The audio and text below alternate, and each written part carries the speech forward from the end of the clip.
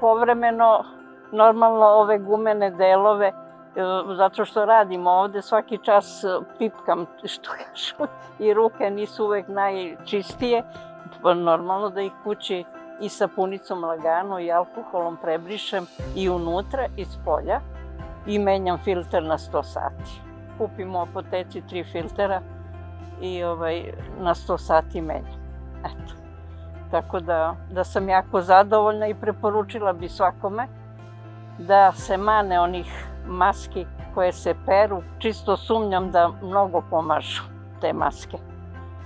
A ovo je po meni najsigurnije. Tako da ću i dalje nositi.